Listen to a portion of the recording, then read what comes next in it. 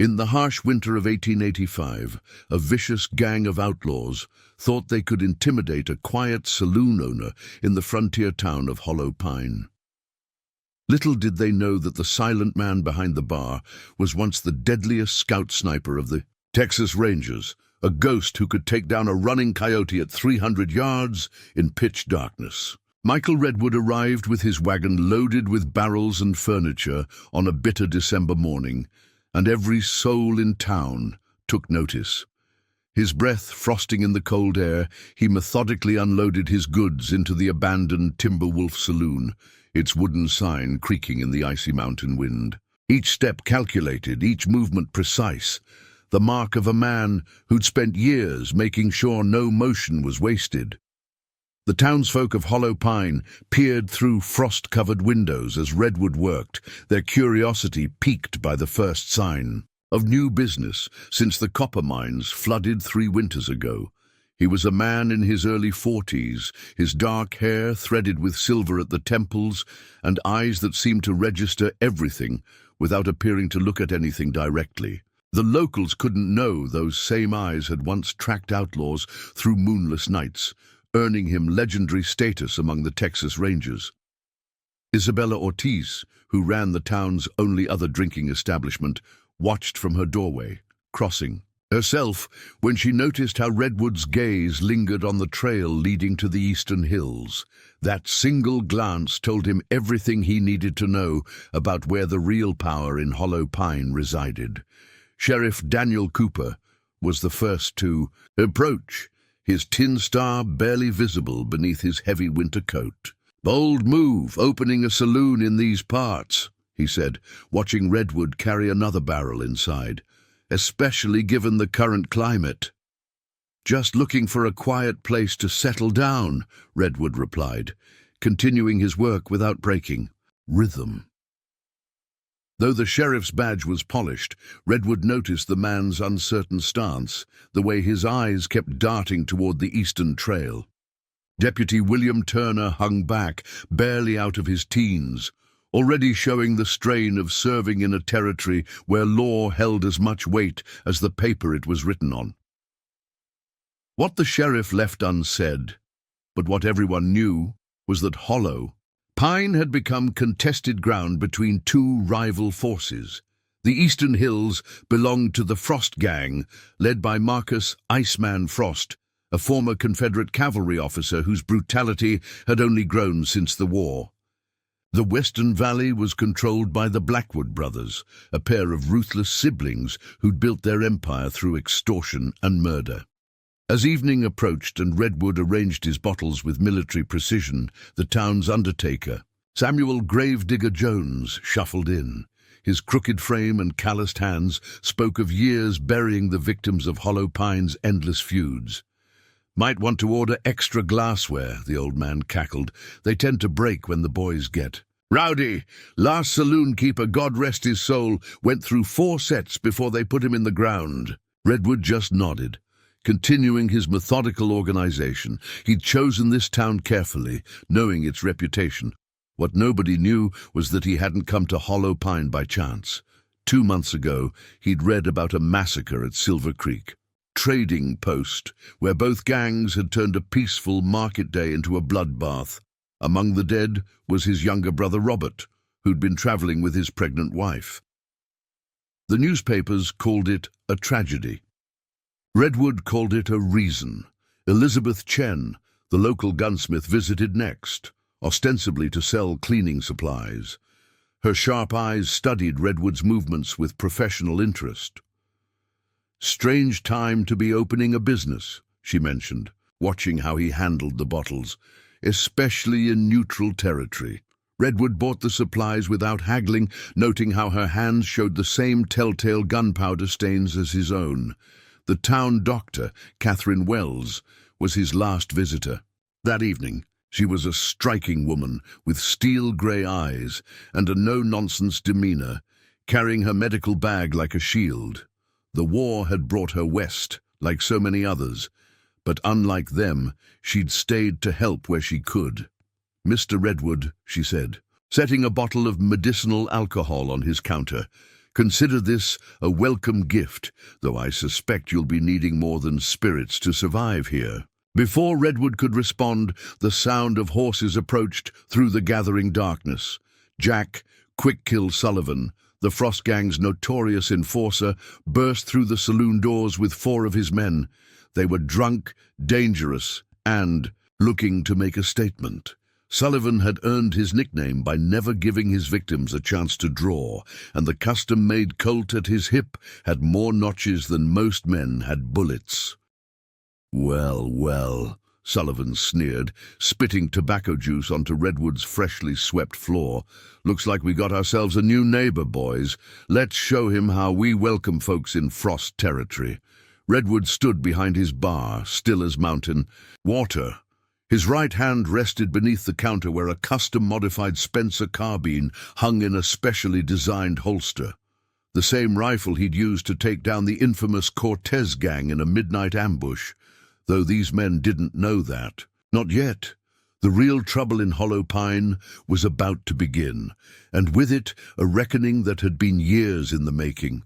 The evening shadows had grown longer, casting the saloon in pale winter light filtering through frosted windows.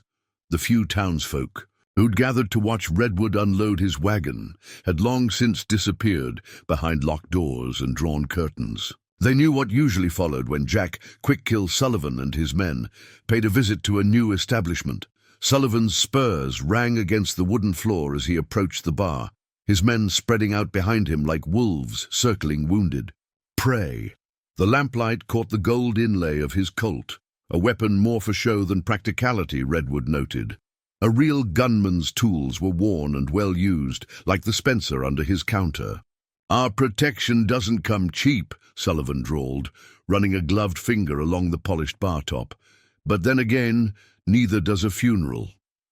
His men laughed, the sound echoing off the empty walls of the saloon. Redwood kept wiping glasses, his movements unhurried. "Seems to me," he said quietly, "a man ought to earn what he takes."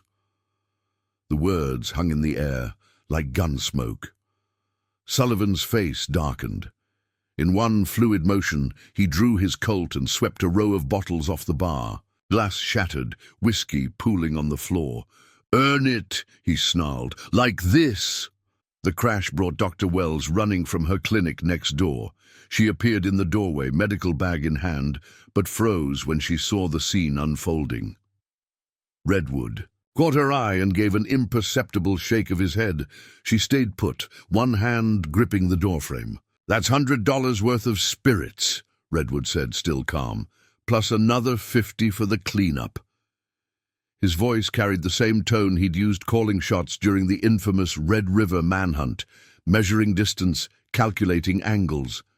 Sullivan leaned forward, tobacco-stained teeth bared in a grin. "Or what? You'll serve us warm beer."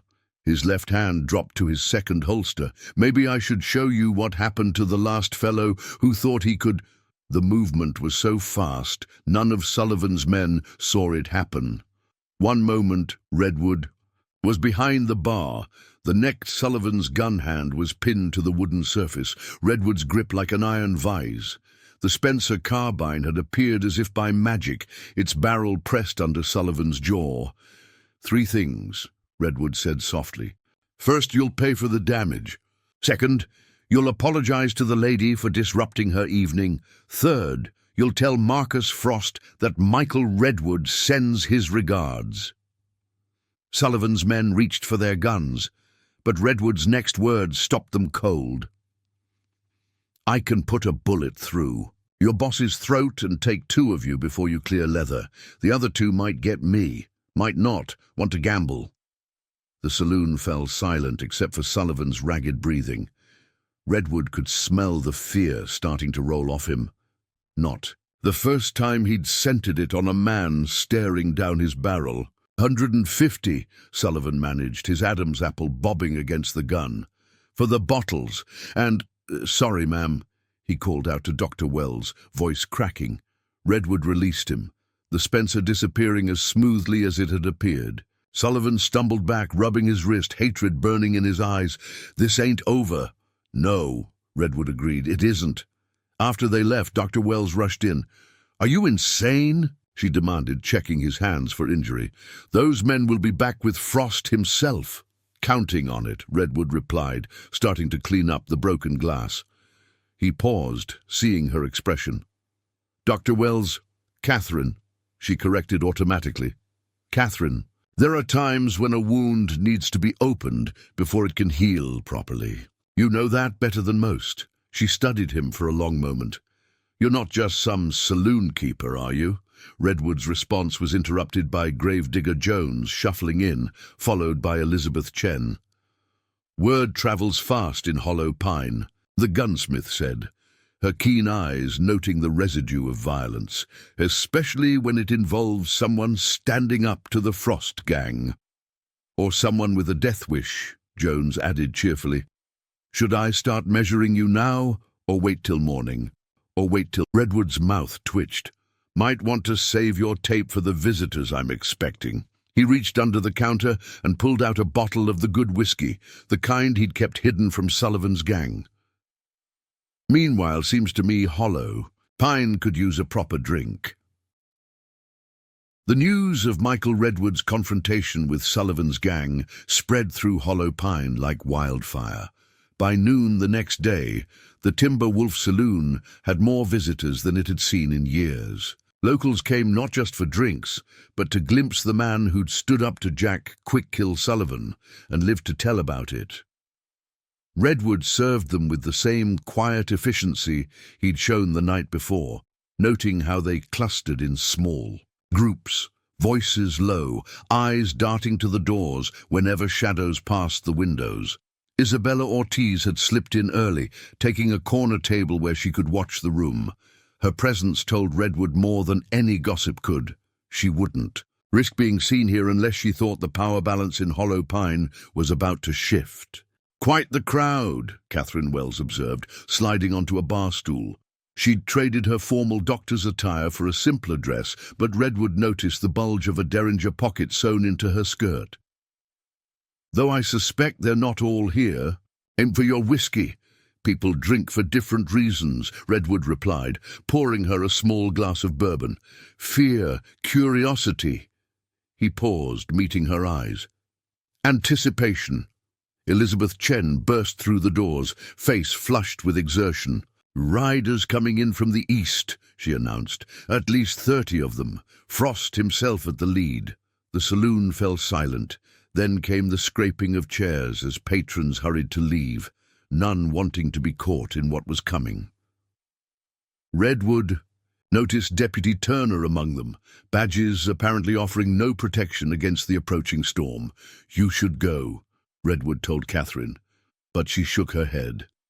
"My clinic's next door. These situations usually end with patience, one way or another." Redwood nodded, respecting her courage. He began clearing the bar of valuable bottles, his movements deliberate and unhurried. The sound of approaching hoofbeats grew louder, muffled by the fresh snow that had fallen during the night. The stage was set for a confrontation that would change Hollow Pine forever, and Michael Redwood, former Texas Ranger turned saloonkeeper, was ready to face the ghosts of his past and the demons of his present. "Quite a welcome committee you've gathered, Mr. Redwood," came a smooth voice from the doorway. Marcus Frost stood there, his black officer's coat dusted with snow despite the weather. Unlike Sullivan's showy weapons, Frost carried a simple Confederate, a cavalry pistol in a well-worn holster. His eyes, cold and grey as a winter storm, surveyed the room. "Word travels fast," Redwood replied, continuing to arrange his bottles. "Indeed." Frost stepped inside, followed by Sullivan and several hard-looking men. Though some words travel faster than others. Like a name, Michael Shadow Walker Redwood, the ghost of the Texas Rangers. The man who could track an outlaw through a blizzard by starlight alone. Redwood set down the bottle he was holding. "That was a long time ago." "Was it?" "I heard you were at Red River Canyon." Frost's voice hardened. "The day my youngest brother died." "Your brother led an ambush against a settler wagon train," Redwood said quietly. He was brave, foolish but brave. He was 19. Frost's hand rested on his gun. Did you know that when you took the shot? The saloon had emptied except for Catherine at the bar and Isabella in her corner. Even Sullivan and his men had backed away, sensing what was coming. I knew, Redwood answered. Just like I knew he'd killed 3 women before I pulled the trigger.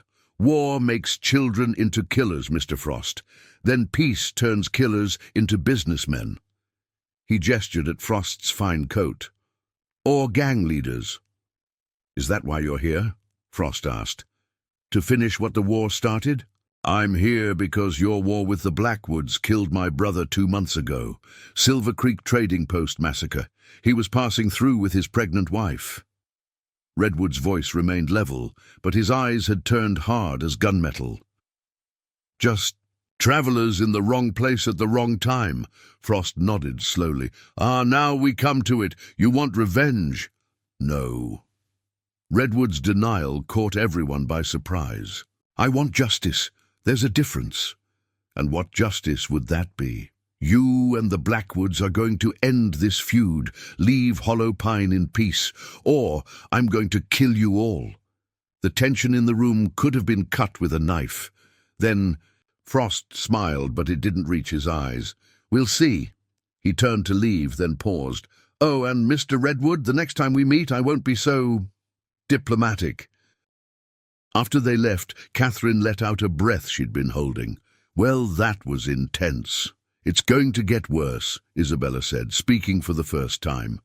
She approached the bar, glancing nervously at the door. The Blackwood brothers are. In town, too, they've been watching, waiting. Redwood poured 3 drinks. Then it's starting sooner than I expected. He raised his glass. To justice. Catherine picked up hers. To survival. Isabella took hers with a trembling hand. To Hollow Pine. What's left of it? As they drank, Redwood could hear the wind picking up outside, carrying the promise of a storm in more ways than one. Dark clouds were gathering over Hollow Pine. In his study at the western edge of town, James Blackwood sat reading a telegram, his younger brother Luke pacing by the window. The yellow paper bore a simple message. Redwood confirmed. Texas Ranger. Background verified. Approach with extreme caution. James crumpled the paper, his scarred face creased with thought. What do you make of it? Luke turned from his watch position. Man's got nerve, I'll give him that. Taking on both sides at once. Either he's crazy, or he's exactly what his reputation claims, James finished. He stood, walking to a cabinet where an old cavalry saber hung. You remember Red River Canyon, Luke? The way our raids kept failing? Luke nodded slowly. Rangers, picking off our scouts at impossible distances. His hand unconsciously touched the scar on his cheek. That was him. That was him. Shadow Walker. The man who broke our supply lines before we even knew they were compromised. James's fingers traced the saber blade. Now he's here, threatening both us and Frost. What's your play? James turned, his eyes hard as flint. Send word to our men. I want eyes on that saloon around the clock, and get me everything you can on his brother, the one killed at Silver Creek. You think that's what brought him here? A man like Redwood doesn't retire to a war zone by chance. James strapped on his gun belt, checking the loads in his Remington. And while Marcus Frost might have forgotten what real war looks like, I haven't. Across town, Redwood was closing up when Elizabeth Chen slipped in through the back door. The gunsmith's face was grave. Blackwood's men are setting up watching posts, she reported, accepting the whiskey Redwood offered. 3 teams of 2, rotating shifts. Professional work, Redwood nodded, counting bottles for his inventory. Military precision. Old habits die hard. That's not all, Elizabeth continued, lowering her voice though they were alone. I heard from a friend at Silver Creek about your brother's death. Redwood's hand stilled on the bottle he was holding. Go on. It wasn't just random violence. Robert was carrying something, documents from what I hear, something both gangs wanted badly enough to turn the trading post into a battlefield. The bottle in Redwood's hands cracked, a thin line appearing in the glass. What kind of documents? Land deeds, railway routes, the kind of papers that could give one side control of every supply line from here to Mexico. Elizabeth leaned forward. Your brother wasn't just passing through, was he? Before Redwood could answer, Catherine burst in through the front door, her medical bag clutched tight. Michael, Isabella's been shot. They found Isabella in the alley behind her saloon, blood seeping through her dress. Redwood cradled her head while Catherine worked to stem the bleeding. Who did this? Redwood asked softly. Both of them, Isabella gasped. Blackwood's men saw me talking to Frost's lookouts, but Frost's men, they shot first, thinking I was... She coughed, blood staining her lips. Don't try to talk, Catherine commanded, her hands moving with practiced efficiency. Michael, I need light. Elizabeth produced a match, illuminating Catherine's grim work. In the flickering light, Redwood could see the fear in Isabella's eyes, not of death but of something else. The papers, Isabella whispered. Your brother. He trusted me to... Redwood tried to soothe her, but she grabbed his collar with surprising strength. In the church, under the fourth pew from the back, her grip weakened. I'm sorry I couldn't stay with us, Catherine urged, but Redwood could see it was too late. Isabella's eyes had gone distant, fixed on some point far beyond Hollow Pines. Petty wars. They buried her that night in the small cemetery behind the church. Gravedigger Jones had dug the grave without being asked, his usual gallows humor absent for once. Town's choosing sides, Elizabeth observed as they walked back. Soon there won't be any neutral ground left. There never was, Redwood replied. He looked at Catherine, who hadn't spoken since pronouncing Isabella dead. Doctor, I think it's time you left town. She met his gaze steadily. My father said the same thing during the Apache raids. I stayed then too. This isn't a war, isn't it? Her hand touched his arm. You're planning something that started before Isabella's death. Redwood was silent for a long moment, watching the stars emerge above Hollow Pine. Finally he said, Come by the saloon at midnight, both of you. There are things you need to know, decisions to be made. As they parted ways, Redwood could feel the weight of his brother's pocket watch pressing against his chest where he wore it under his shirt. A gift from another time, before violence had shattered their lives. He touched it briefly, a ranger's gesture that was half prayer, half promise. The time for playing both sides was over. Hollow Pine's reckoning was about to begin. The church bell struck midnight as Catherine and Elizabeth approached the Timber Wolf. Redwood was waiting at the back door, Spencer carbine holstered but close at hand. The town had grown eerily quiet, even the usual drunken carousing silenced by the tension in the air. Inside, Redwood had cleared the bar, except for 3 glasses and a lamp burning low. He pulled out a folded piece of paper from his vest, yellowed and creased, stained with what might have been blood. My brother wasn't just passing through Silver Creek, he began, spreading the paper on the bar. It was a map showing railway lines, both existing and planned, with handwritten notes in the margins. He was carrying information that could shift the balance of power in these territories. Elizabeth studied the map, her gunsmith's hands tracing the lines. These railway routes, they'd control everything, Catherine added, her quick mind connecting the pieces. Supply lines, silver shipments, cattle drives. And more importantly, Redwood said, they'd control which towns live and which die, like Hollow Pine. That's why they turned Silver Creek into a bloodbath, Elizabeth realized. Your brother had evidence of their corruption. Robert was working for the Railway Commission, Redwood confirmed, pouring 3 fingers of whiskey for each of them. Investigating both gangs.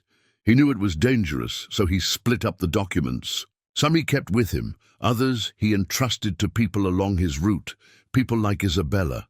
Catherine's eyes widened. The papers in the church. Morrison's men are watching the front, Elizabeth warned. Frost probably has the back covered. That's why I need your help. Redwood leaned forward, his voice low. Catherine, you can enter the church without suspicion. Everyone knows you tend to the sick there. Elizabeth, you'll create a distraction at your shop. A small fire. Nothing. Dangerous, but enough to draw their attention. And you? Catherine asked, though she already knew the answer. I'll get the papers. But first, Redwood pulled out another document, this one newer. I need witnesses for this. It was a letter to the Railway Commission, detailed and damning. It laid out both gangs' corruption, their violence, the innocent lives lost in their war for control. At the bottom was a blank space for signatures. Your testimony would make this official, Redwood explained. Give the commission cause to send in federal marshals. End this once and for all. Elizabeth picked up a pen without hesitation. About time someone stood up to them. She signed with a flourish. Catherine studied Redwood's face.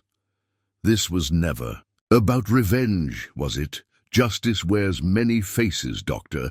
He offered her the pen. Sometimes it looks like revenge, sometimes like redemption. She signed. Tomorrow night, Redwood said, rolling up both documents carefully.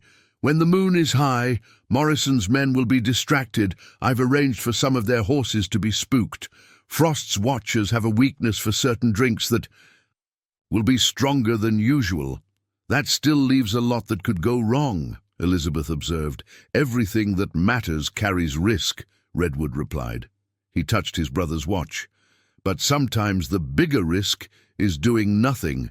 As if to punctuate his words, gunshots erupted from the western edge of town. They rushed to the window to see flames beginning to rise from one of Frost's warehouses. Blackwood's making their move, Elizabeth said grimly. No, Redwood corrected, his experienced eye taking in the pattern of the attack. This is something else. The shots are too precise, too coordinated. The Railway Commission, Catherine gripped his arm, they wouldn't move without evidence. This is someone else, Redwood said, strapping on his gun belt. Someone who knows what's coming and wants to get ahead of it. More shots rang out, closer. Now, in the firelight, they could see figures moving through the streets with military precision. We need to get those papers, Redwood said urgently. Tonight, before whoever this is tears the town apart looking for them. As they separated into the chaos-filled night, Redwood felt the familiar calm of combat settling over him. The streets of Hollow Pine had become a battlefield, smoke from multiple fires creating a ghostly landscape of shifting shadows and muffled sounds. Through the haze, he caught glimpses of unfamiliar men in dark clothes, moving with military precision. No badges, no identifying marks, nothing to betray their allegiance except their deadly efficiency. These weren't ordinary gunmen. Their movements spoke of professional training, the kind that came from years of silent killings and disappeared targets. Pinkerton agents, maybe, or something worse. They moved building to building, methodically searching, their purpose clear. In their cold precision, a bullet whined past Redwood's head, embedding itself in a wooden post with a solid thunk. He dropped and rolled behind a water trough, the Spencer carbine seemingly materializing in his hands. The movement was pure instinct, muscle memory from countless nights tracking outlaws through hostile territory. Two shadows detached themselves from a nearby doorway, Blackwood's men. But something was off about their manner. Their usual cockiness had been replaced by barely contained panic. Hold it right there, Redwood, one called out, his voice carrying an edge of desperation. Boss wants to talk about the papers. Redwood kept his rifle steady, noting their positions, the angle of their guns, the tension in their stances. Or about Robert, about survival. The second man stepped forward into a shaft of moonlight, and Redwood recognized him, Jake Miller, one of the few survivors of the Silver Creek massacre. His face was haunted, eyes wide with a fear that went beyond mere gunplay. "Those aren't railway men out there, Redwood," Miller said, glancing nervously at the shadows. "There's something worse, professional killers. They've been watching all of us for months, waiting." Precise rifle fire cut through the night, dropping both men before they could finish. The shots came from the church tower, a position that should have been impossible to reach unnoticed. Redwood had seen shooting like that before, during the war, the work of trained marksmen who turned their military skills to darker purposes. "Damn," Redwood muttered, breaking into a run as more shots followed his movement. These weren't just hired guns, they were hunters, men who thought like he did, who understood the patience and precision required for a clean kill. He found Catherine crouched behind the church steps, her medical bag clutched tight against her chest. Her face was pale but composed, the same expression he'd seen her wear when treating the worst injuries. "They're everywhere," she whispered, her breath frosting in the cold air. "Moving like soldiers but not army. Different. Colder." She swallowed hard. "They shot Reverend Kane when he tried to ring the warning bell. Didn't even hesitate, just put him down like—" The papers. Still inside. Fourth pew from the back, like Isabella said. She grabbed his arm, her fingers digging in with urgency. "Michael, I heard them talking. They mentioned something called Operation Iron Horse, and a name. Whitaker." The name hit Redwood like a physical blow. "Sebastian Whitaker? The railroad baron?" "You know him." Redwood's mind raced through everything. He'd heard about the man who controlled half the railways east of the Mississippi. Know of him. The kind of man who builds empires on broken bodies and buried secrets. The kind who makes kings and corpses with equal ease. He checked his ammunition methodically. If Robert found evidence connecting him to both gangs, then all of this, Frost, the Blackwoods, the feuds, puppets, Redwood finished grimly, dancing on strings they couldn't even see. An explosion rocked the western end of town. Elizabeth's distraction, right on schedule. Through the smoke, they could see Frost's men falling back, exchanging fire with the dark-clothed attackers. The Blackwood brothers were nowhere to be seen, but Redwood could feel their presence, like wolves circling in the dark. "Now's our chance," Redwood said. "Stay close." They slipped into the church through a side door. The interior was dark except for moonlight filtering through stained glass, casting eerie patterns across empty pews. Reverend Kane's body lay crumpled by the bell rope, his outstretched hand still reaching for one final warning that never came. Catherine knelt by the fourth pew while Redwood kept watch. Her fingers worked quickly, finding the loose board Isabella had mentioned. There was a soft, scraping sound. Then she pulled out a packet wrapped in oilskin. "Got it." A slow clap echoed. Through the church, the sound bouncing off stone walls like gunshots. "Well done, Dr. Wells." Marcus Frost stepped from behind the altar, flanked by his men. His cavalry pistol gleamed dully in the moonlight. "I'll take those papers now." "This isn't your fight anymore, Frost," Redwood warned, positioning himself. "Between Catherine and the gang leader. Whitaker's men will kill everyone who knows about these documents. You've seen how they work." "You think I don't know that?" Frost laughed, but there was no humor in it, only bitter resignation. "Why do you think I've been trying to buy my way out? The railway contracts, the protection money, all of it was to get enough leverage to escape Whitaker's grip. But there's no escaping men like him. They own everything, even the air we breathe." More footsteps approached from behind. The Blackwood brothers emerged from the shadows, their men spreading out to cover the exits. James's face was streaked with soot, his usual arrogance replaced by grim determination. Luke's hand rested on his gun, but his eyes kept darting to the windows, watching for movement outside. "He's right, Frost," James said, nodding toward Redwood. "We both played right into Whitaker's hands, been his puppets from the start, dancing to tunes we couldn't even hear. And now he's cutting the strings," Redwood finished, "along with any loose ends." "Quite right, Mr. Redwood." The new voice came from above, smooth as silk and twice as deadly. though I prefer to think of it as corporate restructuring. Sebastian Whitaker stood in the gallery, impeccably dressed in a suit that cost more than most men made in a year. His silver hair and patrician features gave him the look of a benevolent grandfather, but his eyes were those of a shark, cold, black, and utterly devoid of mercy. Professional gunmen flanked him, their weapons trained on the group below. "It's remarkable, really," Whitaker continued, his cultured voice carrying easily through the church. "How much effort people will expend fighting over scraps, never realizing they're simply clearing the table for the real feast."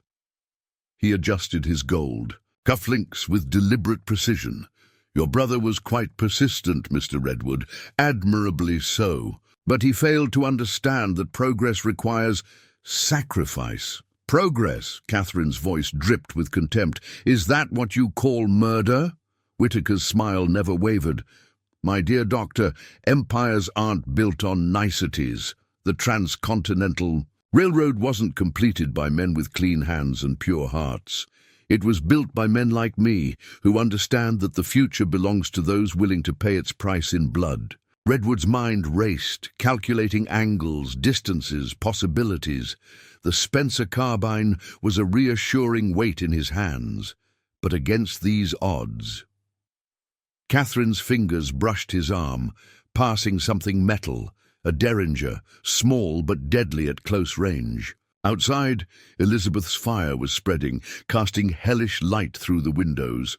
Hollow Pine's power struggle had just become something far deadlier than a simple gang war.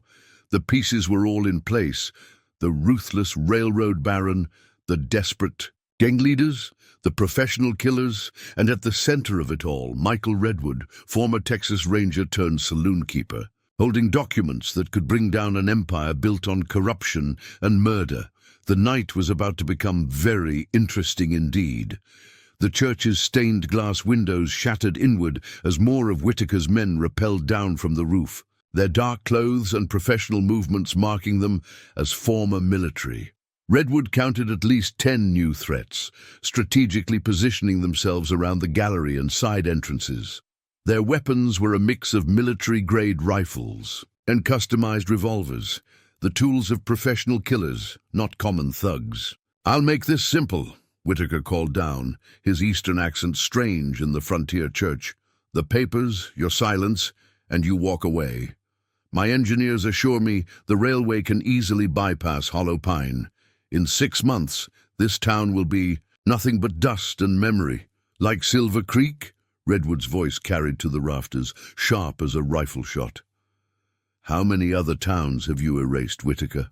How many innocent people died to keep your railway empire secret? Business requires sacrifice, Mr. Redwood. Surely a ranger understands that."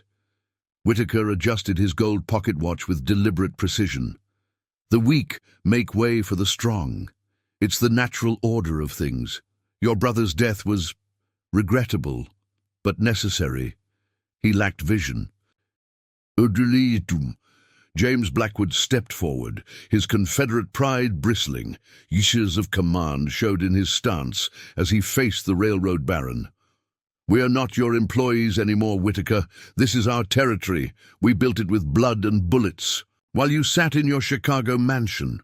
"Your territory," Whitaker's laugh echoed off the stone walls, cold and sharp as breaking ice. "You simple-minded fool. Everything from Chicago to Mexico belongs to me. You're just the local management, easily replaced. Ask the last 3 men who thought they could control this region." Luke Blackwood's hand tightened on his gun. "Those men disappeared." "Indeed they did." Whitaker smiled. "Progress requires restructuring from time to time." Redwood felt Catherine press against his back, both of them scanning for escape routes. The derringer was a comforting weight in his palm, but against these odds, it would barely make a difference. His ranger training kicked in, assessing threats, calculating angles, looking for any advantage. Then he saw it. Elizabeth's distraction fire had reached the livery stable. The dry wood was catching fast, and the winter's hay storage would go up like gunpowder. More importantly, the stable's position relative to the church would create a natural smokescreen when it blew. "Frost," Redwood said quietly, pitching his voice so only those nearby could hear.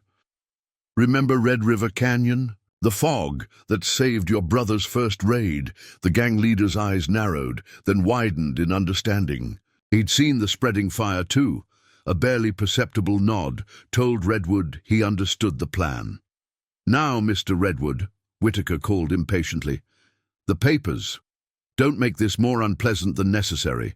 I have a board meeting in Chicago next week, and I'd hate to be delayed cleaning up this situation." "Situation?" Catherine's voice cracked with anger. "Is that what you call murdering an entire town?" "My dear doctor, history is written by men of vision. In 20 years, the Transcontinental Railway will have transformed this savage land into a civilized nation. No one will remember the cost, only the achievement." Redwood raised the oilskin packet slowly, drawing all eyes to his hands. "You want them? Catch." He hurled the package toward the gallery, but not at Whitaker. The papers sailed through a broken window, landing on the burning stable's roof. Chaos erupted. Whitaker's men fired, but Frost and the Blackwoods had already drawn on them, years of mutual hatred temporarily forgotten in the face of a common enemy. The professional killers were good, but they hadn't expected their quarry to turn and fight. Together, Catherine's derringer barked twice, dropping a man trying to flank them. The small gun's report was almost lost in the larger chaos, but Redwood saw the shooter fall, a look of surprise on his face as the doctor's aim proved deadly accurate.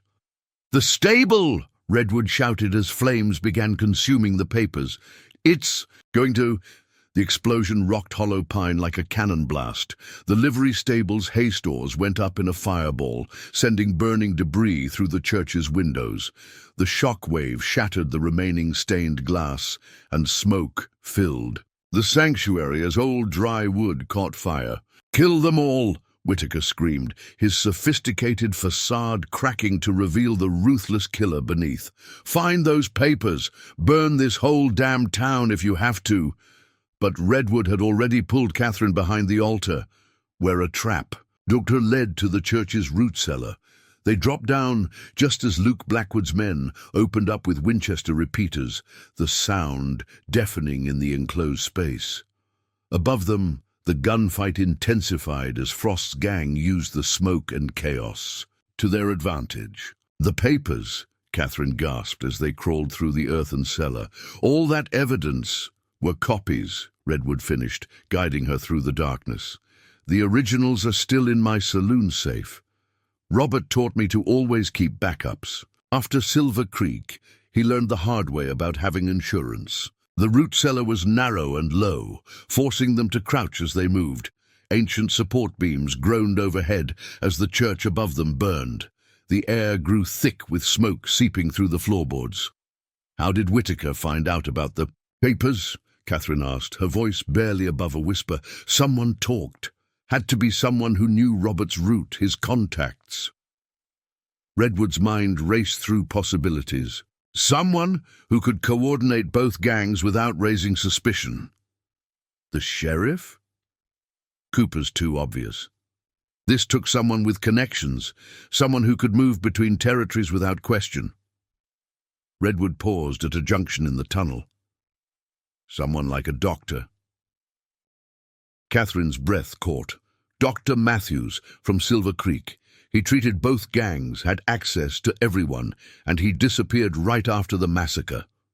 Probably living comfortably in Chicago now, paid off with railway stock. They emerged from the cellar's external door into smoke-filled chaos.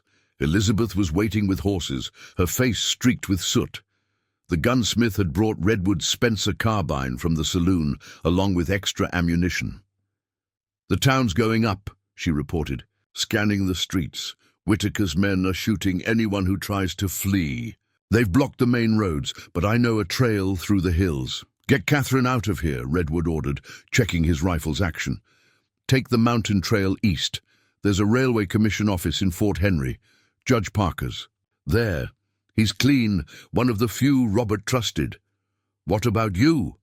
Catherine grabbed his arm, her eyes reflecting the burning town. Someone has to slow them down. Give you time to get those papers to people who can use them. Whitaker's got too many men watching the roads. That's suicide, Elizabeth protested, but her voice held understanding. She'd seen that look before, in men who'd found something worth dying for. Redwood smiled grimly. Maybe, but I didn't come. Here to survive, I came for justice. He pressed a key into Catherine's hand. Safes behind the bar, under the floorboards. The papers prove everything. Whitaker's bribes, the murders, the whole corrupt empire he's built. Make sure it burns him. Catherine's eyes filled with tears, but her voice was steady. Make them. Pay for Robert. For Isabella, Elizabeth added, mounting up. For everyone they've buried in their climb to power. As they galloped away, Redwood turned back toward the burning church. Through the smoke, he could see Whitaker's men spreading out, searching for survivors. Frost and the Blackwood's gangs had vanished into the night, their brief alliance already forgotten, leaving him alone against an army of professional killers. He checked his ammunition one last time, the familiar ritual calming his mind. His brother's watch pressed against his chest, reminding him of all the debts still to be paid. The time for hiding behind a saloonkeeper's apron was over. The shadow walker had one last hunt to complete, and this time the prey was a man who thought himself a king. Redwood moved through the burning town like a ghost, using the smoke for cover. Years of ranger training took over. Every shadow became potential cover, every sound a signal. He made his way to the Timber Wolf, knowing Whitaker's men would search it eventually. Inside, the saloon was eerily quiet, the usual sounds of drunken revelry replaced by the distant crack of gunfire and the roar of flames. Redwood retrieved his old ranger rifle from behind the bar, a weapon he'd hoped never to use again. Its long barrel and specialized scope had earned him his nickname during the border wars. Tonight, it would earn him something else. From the saloon's second floor, he had clear lines of sight to most of the street. Whitaker's men were moving in teams of 3, professional but predictable. Their pattern spoke of military training, likely former Union sharpshooters turned mercenary. Redwood settled into position, controlling his breathing just as he had on countless missions. The first shot caught a team leader in the chest before his companions could react. A second round found its mark, and the third man dove for cover, but Redwood had already shifted position. "Sniper!" The cry went up through Whitaker's ranks. "Second floor of the saloon!" Redwood smiled grimly. Let them come. He'd prepared for this, laying out ammunition at key points throughout the building. As Whitaker's men attempted to surround the saloon, he picked them off one by one, each shot deliberate, each target chosen to create maximum confusion. "Damn you, Redwood!" Whitaker's voice carried through the smoke. "There's no escape. The whole town's surrounded." Redwood's response was another precisely placed shot that sent Whitaker diving behind a water trough. He counted his remaining ammunition, enough for what needed to be done. Movement caught his eye. Frost had emerged from an alley, leading a counterattack against Whitaker's men. The old Confederate had found his courage at last. On the other side of town, the Blackwood brothers were engaging another group of Whitaker's forces. "Like rats in a trap," Redwood muttered, picking off a mercenary trying to flank Frost's position. The town's original power struggle had reignited, but with a desperate edge. Everyone knew there was no going back to the old arrangements. A bullet splintered the window frame beside him. Jack Sullivan had joined Whitaker's men, his silver-plated revolvers flashing in the firelight. Redwood shifted position, but not before noting Sullivan's reckless charge toward the saloon. Redwood smiled grimly. Let them come. He'd prepared for this, laying out ammunition at key points throughout the building. As Whitaker's men attempted to surround the saloon, he picked them off one by one, each shot deliberate, each target chosen to create maximum confusion. "Damn you, Redwood," Whitaker's voice carried through the smoke. "There's no escape. The whole town's surrounded." Redwood's response was another precisely placed shot that sent Whitaker diving behind a water trough. He counted his remaining ammunition. Enough for what needed to be done. Movement caught his eye. Frost had emerged from an alley, leading a counterattack against Whitaker's men. The old Confederate had found his courage at last. On the other side of town, the Blackwood brothers were engaging another group of Whitaker's forces. "Like rats in a trap," Redwood muttered, picking off a mercenary trying to flank Frost's position. The town's original power struggle had reignited, but with a desperate edge. Everyone knew there was no going back to the old arrangements. A bullet splintered the window frame beside him. Jack Sullivan had joined Whitaker's men, his silver-plated revolvers flashing in the firelight. Redwood shifted position, but not before noting Sullivan's reckless charge toward the saloon. More shots rang out to the east. Catherine and Elizabeth hadn't gotten far enough away. Whitaker's men were pursuing them. Redwood had to buy them. More time. He made his way to the saloon roof, crawling through thick smoke. From this vantage point, he could see the entire battlefield Hollow Pine had become. Whitaker's men were pressing in from all sides, but the combined resistance of Frost and the Blackwoods was holding them back.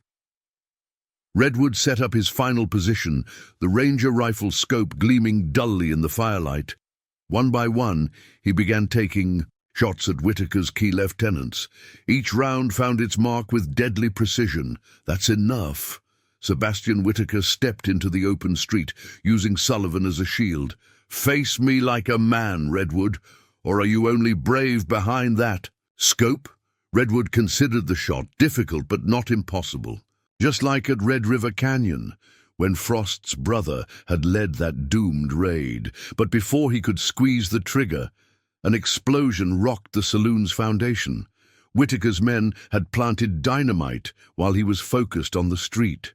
The building began to collapse. Redwood grabbed his rifle and ran for the edge of the roof. Below, Sullivan waited with drawn guns, eager to prove himself against the legendary Shadow Walker. Time seemed to slow as Redwood leaped from the burning building. His rifle came up, muscle memory taking over. 2 shots rang out simultaneously, one rising, one falling. Redwood hit the ground rolling, his shoulder taking the impact. Sullivan stood frozen, his silver gun still raised.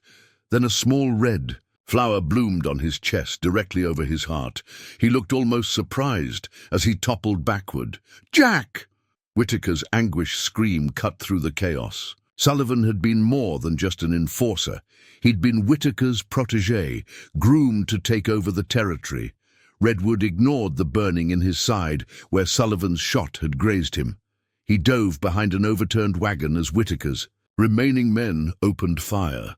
Through gaps in the wagon's boards, he could see Frost's gang pressing their advantage, driving deeper into Whitaker's lines. "Sir!" One of Whitaker's lieutenants grabbed his arm. "The Railway Commission papers. Someone's riding east with them." Whitaker's grief transformed into rage. "Take half the men. Hunt them down." He turned his fury toward the wagon where Redwood sheltered. "The rest of you, burn him out." Oil lamps shattered around Redwood's position, flames spreading quickly across the dry wood. The heat became intense, smoke threatening to choke him. He had to move. A shadow appeared through the flames. James Blackwood offering cover fire. "Consider my brother's debt paid, Redwood." Redwood sprinted from the burning wagon to an alley, bullets churning the dirt at his heels. He could hear hoofbeats thundering east. Whitaker's men pursuing Catherine and Elizabeth. They needed more time. "You've lost, Whitaker," Redwood called, out reloading his rifle. "Your empire, your men, your secrets, all gone up in smoke. Nothing's lost while I'm breathing." Whitaker's voice was raw with hatred. "I built this empire, me, not these backwater thugs, not your self-righteous brother, not some washed-up ranger playing hero." More explosions rocked the town as Whitaker's men used their remaining dynamite. Buildings began to collapse, forcing Frost's gang to fall back. The fire was spreading unchecked now, threatening to consume all of Hollow Pine. Redwood spotted old Jones trying to rescue ledgers from his undertaker's office, Deputy Turner helping wounded townspeople escape. This had to end before more innocents paid the price. "You want me, Whitaker?" Redwood stepped into the street, rifle ready. "Here I am, just you and me, or are Chicago railroad barons too civilized for frontier justice?" Whitaker emerged from the smoke, his expensive suit torn and dusty. He carried an ornate Colt revolver, the same model Redwood had, seen generals carry during the war. "You think you know justice?" Whitaker spat. "I've bought and sold better men than you. Judges, governors, senators, they all bend if you know where to push." "My brother didn't bend," Redwood said quietly. "That's why you had him killed. Your brother was a fool who thought papers could change the world. The world changes with blood and gold, Redwood. Always has." They faced each other in the burning street, surrounded by the ruins of their private war. Frost's men had pulled back to the east, the Blackwoods to the west. Even the remaining mercenaries stood silent, watching. "One shot," Redwood offered. "Winner takes all." Whitaker's answering smile was pure venom. "Like your duels with the Rangers, the famous shadow walker who never missed? Only one way to find out." The railroad baron's hand tightened on his Colt. "Your empire against my life. Seems like a fair trade?" Redwood thought of Robert, of Isabella, of all the others whose graves had paved Whitaker's road to power. "On 3, Whitaker began, his voice steady. 1, Redwood answered, feeling the familiar calm settle over him. Before 2 could be spoken, both men moved. 2 shots shattered the night. For a moment both men stood motionless in the burning street, smoke swirling around them like ghostly witnesses to this final duel. Whitaker's bullet had torn through Redwood's left shoulder, a clean shot that would have killed if his target hadn't shifted at the last instant. Redwood's round struck lower, finding its mark in Whitaker's gut, a ranger's shot, meant to incapacitate rather than kill instantly. The railroad baron stumbled backward, his expensive suit darkening with blood. You missed," he gasped, almost laughing. "The great shadow walker missed my heart. Wasn't aiming for it." Redwood kept his rifle trained on Whitaker as he approached. "Quick death's too good for men like you. I want you to live long, enough to face justice." "Justice!" Whitaker coughed wetly, falling to his knees. "Look around, you fool. This is justice. Fire and blood, the only kind that matters in places like this." Through the flames, Redwood could see riders approaching. From the east, a dozen men in badges led by Catherine and Elizabeth. The Railway Commission's marshals had arrived at last. "Surrender!" The lead marshal's voice boomed across the burning town. "By order of the United States government." Whitaker's remaining men threw down their weapons, their professional discipline. Crumbling in the face of federal authority, Frost's gang melted away into the night, while the Blackwood brothers surrendered with surprising dignity. "It's over," Redwood told Whitaker, who was still trying to stand despite his wound. "Your empire ends here."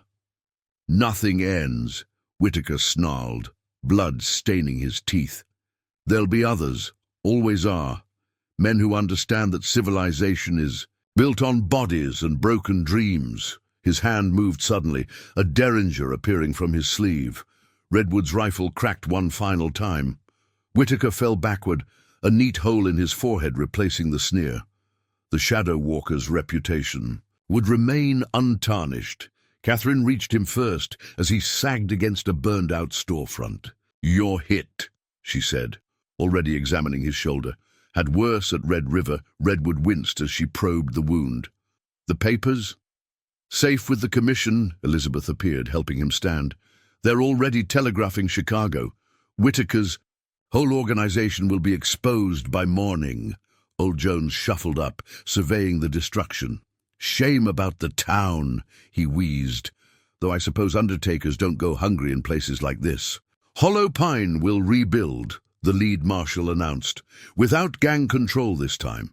The railway's coming. Legitimate business, legitimate opportunities." Redwood nodded tiredly. Robert would have liked that. Catherine finished bandaging his shoulder. "What will you do now?" "There's a small town in Wyoming," Redwood said slowly. "Needs a sheriff who knows the difference between law and justice. Figure I've had enough of serving drinks."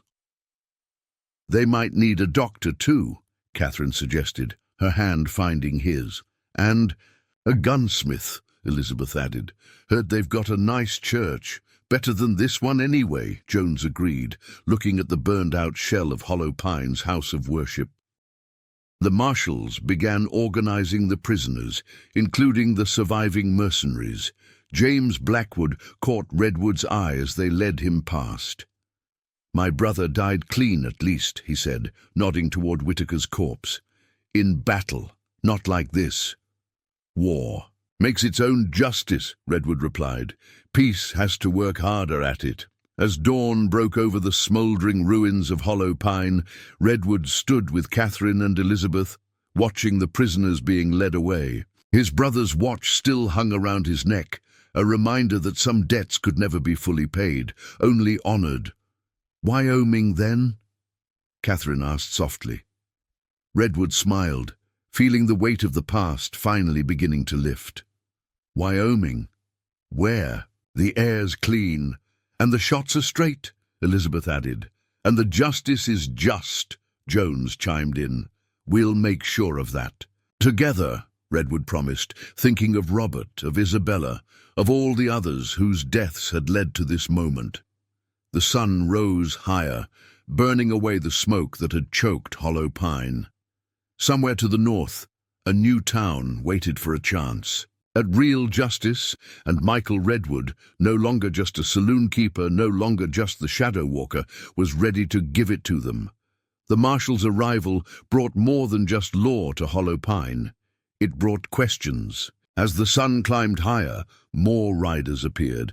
Journalists from Chicago, federal investigators, and railway officials, all eager to unravel the web of corruption Whitaker had woven. Redwood watched from Catherine's clinic as she stitched a shoulder wound. Through the window, he could see the aftermath of the night's violence, burned buildings, shattered glass, and the ever-present Jones measuring bodies for coffins. 32 dead, Elizabeth reported, entering with fresh bandages. "Mostly Whitaker's men, but we lost some townspeople too. Reverend Kane, 3 of Frost's boys who switched sides at the end, and—" She hesitated. "Isabella," Redwood finished quietly. "She'll get a proper marker this time, one with her real name." Catherine tied off the last stitch. "The marshals found something in Whitaker's coat, letters addressed to your brother." Redwood's hand tightened on the edge of the examination table. "What kind of letters?" "Warnings, mostly." Elizabeth pulled out a crumpled paper. "Telling him to back off the investigation. The last one." She unfolded the letter carefully. It was dated 3 days before Silver Creek. "Read it," Redwood said, though his eyes suggested he already knew the content. Elizabeth cleared her throat. "Mr. Redwood, your persistence has become problematic. While your commitment to justice is admirable, you fail to understand the natural order of progress. Railways aren't built on dreams, but on pragmatic choices. Your wife and unborn child need not share the cost of your idealism. Consider this. A final courtesy." Redwood stood, ignoring Catherine's protests about his wound. He knew. Robert knew they were coming, but he still tried to get the evidence out. "He succeeded," Catherine reminded him softly. "The papers we sent to Fort Henry, they're already being telegraphed to Washington. Whitaker's entire network is unraveling." A commotion outside drew their attention. Frost was being led to a prison wagon, his Confederate dignities stripped away by iron shackles. Behind him, the Blackwood brothers walked with their heads high, sharing a last look with Redwood as they passed. "You were right," James called out. "About justice wearing many faces." Robert would have understood that. The lead marshal, a weathered man named Hawkins, approached their group. "Mr. Redwood, we'll need your formal testimony, and there's the matter of your own colourful history." "His actions were in service of justice," Catherine interjected quickly. Hawkins raised a calming hand. "Which is why I'm here with an offer, not arrest papers. We're establishing a new federal marshal's office in Wyoming Territory, looking for men who understand the difference between law and justice." "I'm done killing for causes," Redwood replied. "Even good ones. Not asking you to kill, asking you to build something, a place where men like Whitaker can't sink their roots." Hawkins gestured at the ruins of Hollow Pine. "Where this kind of story doesn't have to repeat." Elizabeth cleared her throat. "Wyoming's got need for a good gunsmith, too. And a doctor," Catherine added, glancing at Redwood. Redwood touched his brother's watch, thinking of debts paid and still owing. "When do we leave?" "Train comes tomorrow. New tracks already laid." Hawkins smiled grimly. "Ironically part of Whitaker's expansion plans. Sometimes justice has a sense of humor," Jones observed, measuring a plank for a new building. As the marshal left, Catherine took Redwood's hand. "You're not fully healed." "Some wounds never are," he replied, but his voice had lost its edge of bitterness. "But maybe that's not always a bad thing. Reminds us what we're building towards." Through the clinic window, they could see Hollow Pine's surviving citizens emerging from hiding, beginning the work of rebuilding. Jones had switched from measuring bodies to marking foundation lines. Deputy Turner, no longer afraid, was organizing volunteers to clear debris. "Life goes on," Elizabeth observed, "even after nights like this." "Especially after nights like this," Redwood corrected. "Robert used to say that darkness just makes the dawn more noticeable." Catherine checked his bandage one final time. "Wyoming's a long way from here." "Good," Redwood said, watching as they loaded Whitaker's body into a simple pine box. "No, fancy Chicago coffin for the fallen king. Some distances need to be long." As evening approached, bringing cooler air and longer shadows, Redwood stood in the ruins of his saloon. The safe was empty now, its contents spread across telegraph wires to a dozen cities.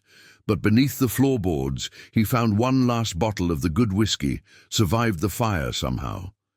He shared it with Catherine, Elizabeth, and Jones as they watched the sun set on Hollow Pine. Tomorrow would bring a new beginning, a chance to build something better. But tonight was for remembering, the costs paid, the lessons learned, and the fine line between justice and vengeance that every person must walk in their own way. The morning train to Wyoming wouldn't arrive until noon, leaving Redwood with one last piece of unfinished business in Hollow Pine. In the pre-dawn light, he walked to the cemetery where Isabella lay buried, her grave now properly marked with both her name and her courage. "They'll want revenge," Catherine said, appearing beside him like a ghost.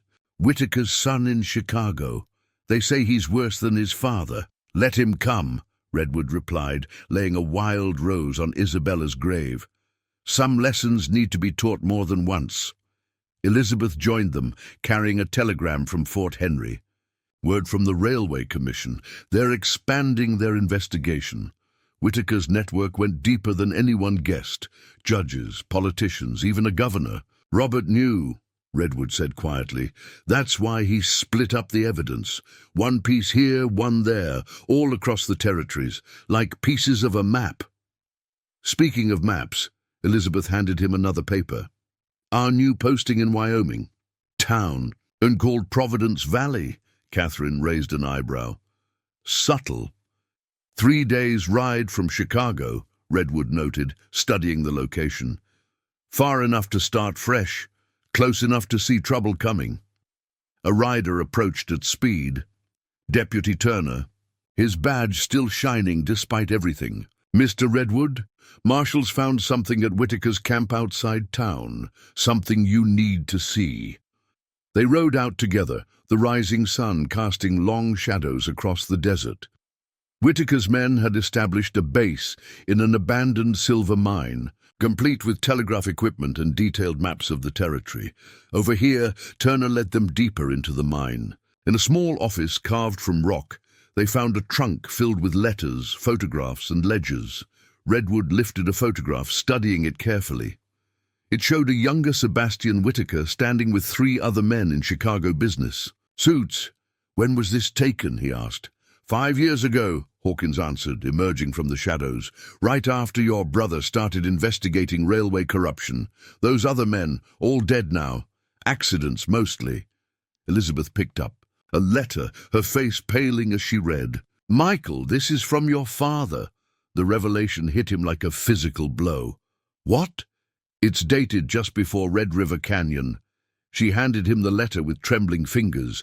Redwood read it slowly, each word burning into his memory. His father, Colonel Samuel Redwood, had been feeding Whitaker information about railway competitors, using the chaos of the frontier to help build Whitaker's empire. "Robert must have found out," Elizabeth said softly. "That's why he became a Railway Commission investigator. He was trying to right a family wrong." "And our father?" Redwood's voice was dangerously quiet. Hawkins cleared his throat. "Died in a hunting accident 3 years ago. Though given what we know now, Whitaker's first murder," Redwood finished. "Tying up loose ends." Catherine touched his arm. "You couldn't have known." "No," Redwood agreed, carefully folding the letter. "But Robert did. He knew everything about our father, about Whitaker, about how deep the corruption went. And he died trying to expose it all." "The sins of the father," Jones murmured from the mine entrance. "Stop at the sun," Redwood said firmly. "It ends with us. Here. Now." They emerged from the mine into full daylight. In the distance, smoke still rose from Hollow Pine's ruins, but already scaffolding was going up, new foundations being laid. "Train to Wyoming leaves in 2 hours," Hawkins reminded them. "Providence. Valley needs good people." Redwood looked at Catherine and Elizabeth and saw the same determination in their eyes.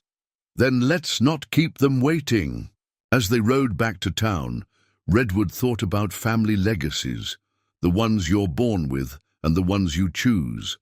His father had chosen corruption, Robert had chosen justice, and now the choice was his. The morning stage brought more news. Sebastian Whitaker Jr. had taken control of his father's Chicago operations, swearing revenge on his father's killer. But that was tomorrow's problem. Today was about new beginnings, about turning the page on old sins and starting fresh. Providence. Valley waited, and with it, a chance to build something his brother would have been proud of. The train whistle echoed across Hollow Pine, calling them to whatever fate lay ahead. The train to Wyoming carried more than just passengers that day. It carried hope. Redwood watched Hollow Pine disappear into the distance, the town's reconstruction already underway. Jones had given them a proper send-off, complete with his usual gallows humor about measuring folks for beds instead of coffins for a change. "Telegraph from Providence Valley." Hawkins handed Redwood a message. "Town's been without a marshal for 3 months. Gangs moving in from the north, miners causing trouble from the south." "Sounds familiar," Elizabeth commented, checking her. "Gunsmith tools for the journey." Catherine studied a medical journal, already planning her new practice. "At least this time we know what we're walking into." Redwood touched his brother's watch, then pulled out the letter from his father. The yellowed paper felt heavy with the weight of family sins. "Should tell your mother," Catherine said softly. "About your father, about Robert, about all of it. Truth about him, about all of it." He watched the sun setting behind distant peaks. But some truths need time to heal before they can be spoken. The train curved around a mountain pass, revealing their first glimpse of Providence Valley below. The town sprawled across the valley floor, its church steeple rising above wooden buildings and busy streets. Mines dotted the surrounding hills, their entrance lights twinkling like earthbound stars. Home, Catherine said softly, taking his hand. Home, Redwood agreed, then noticing Elizabeth's expression. All of us. Hawkins stood, gathering his papers. Marshal's office is yours in the morning. Town council's eager to meet their new lawman and his deputies. Deputies? Elizabeth raised an eyebrow. Can't build something lasting alone, Redwood said. Robert taught me that. Every person has a part to play. As the train descended into Providence Valley, Redwood thought about legacy, not the one his father left, stained with corruption and betrayal, but the one Robert had died protecting, the one he would help build in this new place. The last rays of sunlight caught his brother's watch, making it shine like a promise. Hollow Pine had been about justice, about settling old debts, but Providence Valley, that would be about something more. Ready? Catherine asked as the train slowed for its approach. Redwood nodded, feeling the weight of his past lightening with each passing moment. Ready. The train whistle echoed through Providence Valley, announcing not just new arrivals, but new beginnings. Michael Redwood, brother, ranger, avenger, and now marshal, stepped onto the platform of his future. Some said justice was blind, but Redwood knew better. Justice saw everything, remembered everything, and sometimes, if you were lucky, it offered a chance at redemption. He intended to make the most of his. The setting sun painted the valley in shades of gold and purple, a far cry from the smoke and flames of Hollow Pine. Tomorrow would bring new challenges. Whitaker's son, lingering corruption, the constant struggle between law and justice. But tonight was for possibilities, for fresh starts, for the kind of hope that only comes after darkness. To Providence Valley, Catherine raised an imaginary glass. To new beginnings, Elizabeth added. To justice, Redwood finished, watching the town come alive with evening activity, the kind that builds rather than breaks. The train pulled away behind them, its whistle fading into the distance like an echo of their past. Ahead lay a new town, new people, new chances to get things right. The Shadow Walker's days might be over, but Marshal Redwood's were just beginning. The first light of dawn found Redwood standing on the porch of Providence Valley's marshal's office, his brother's watch marking time in his pocket. 3 months had passed since they'd left the ashes of Hollow Pine behind, and already the new town felt more like home than any place since his ranger days. Catherine had established her medical practice in a building next door, while Elizabeth's gunsmith shop across the street had quickly become the territory's most respected establishment. The three of them had fallen into an easy rhythm, building something that went beyond mere law enforcement. "Rider coming in," Elizabeth called from her shop doorway. "Fast!" Redwood saw the cloud of dust approaching from the east. The rider practically fell from his horse, clutching a telegram. "Marshal, news from Chicago." The yellow paper was brief, but significant. Sebastian Whitaker, Jr., found dead in office, apparent suicide. Evidence of massive railway fraud discovered in personal safe. Stop. Multiple arrests in progress. Stop. Justice prevails. Stop. Catherine appeared at his elbow, reading over his shoulder. Suicide? That's the official story, Redwood said quietly. Though I hear Judge Parker's investigators are quite thorough when building cases against corrupt officials. Some justice comes from the law after all, Elizabeth observed, a slight smile playing at her lips. Robert would have appreciated that, Redwood agreed. His brother had always believed in the system, even when it seemed broken beyond repair. The day brought more news. Frost had taken a deal, turning state's evidence against what remained of Whitaker's network. The Blackwood brothers were serving time in a territorial prison, their gangs scattered to the winds. Hollow Pine was rebuilding, with honest businesses taking root in the fertile soil of change. As evening approached, Redwood sat at his desk, finishing the daily log. The door opened, admitting Jones of all people, his undertaker's clothes replaced by a preacher's collar, Town needed a new minister, he explained, seeing Redwood's surprised expression. Figured measuring souls was better than measuring coffins. Long way from Hollow Pine, Redwood observed. Same as you, Jones settled into a chair. Heard about young Whitaker. Seems the sins of the father don't always need to visit the son. Sometimes. They correct them, Catherine added, entering with her medical bag. She'd just returned from delivering the blacksmith's baby. New life in a town that was itself being reborn. Elizabeth joined them, carrying a bottle of the same whiskey they'd shared on their last night in Hollow Pine. Seemed appropriate, she said, setting out glasses. As they drank, Redwood pulled out his father's letter and Robert's watch. Been thinking about legacy, he said slowly. Not just what we inherit, but what we leave behind. Things we build. Catherine agreed, her hand finding his. People we save, Elizabeth added. Stories we tell, Jones finished, his undertaker's gallows humor giving way to ministerial wisdom. Redwood stood, walking to the window. Providence Valley spread out before him, its streets busy with the honest commerce of a town built on law rather than corruption. Children played where once gunfighters might have squared off, and merchants haggled over prices instead of protection money. Robert's last letter, he said, pulling out a worn piece of paper he'd never shared before. Found it in the Silver Creek evidence. He wrote it the night before the massacre. The others fell silent as he read. Dear Michael, if you're reading this, then what I feared has come to pass. The corruption runs deeper than we imagined, all the way to our own blood. But that's not why I'm writing. I've seen how darkness can poison a man's soul, turn him into something he never meant to be. Father chose his path, but we don't have to follow it. There's always another way, brother. Always a chance to build, rather than break.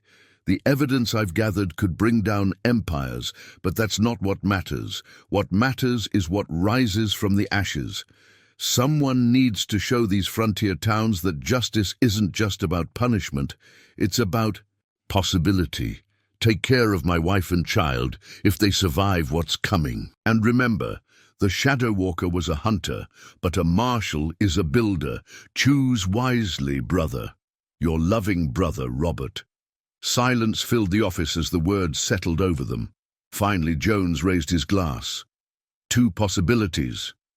To justice, Elizabeth added. To family, Catherine said softly. The ones we're born to and the ones we choose. Redwood touched his brother's watch one last time, then carefully put it away, along with his father's letter and Robert's final message. The past had its place, but the future was waiting to be built, to Providence Valley, he said, raising his glass, and all the towns like it, places where justice means more than just the law. As night fell over the valley, they could hear the distant whistle of a train approaching. More settlers, more chances, more lives to protect and guide. The Shadow Walker's days were truly over, but Marshal Redwood's legacy was just beginning. In the end, Robert had been right. There was always another way, always a chance to build something better from the ashes of the past. Providence Valley was proof of that. A town where justice wore a badge instead of a gun, where corruption withered in the light of honest governance, and where a former manhunter had found his true calling as a builder of peace. The stars emerged over the valley, the same stars that had guided him on countless hunts, but now they lit a different path, one that led not to vengeance, but to hope. And in that light, Michael Redwood, no longer the Shadow Walker, but something far more important, looked to the future with clear eyes and a steady heart. Some said justice was blind, but they were wrong. Justice saw everything, remembered everything. And sometimes, if you were worthy, it offered not just redemption, but the chance to help others find their way out of darkness. That, in the end, was the truest legacy of all.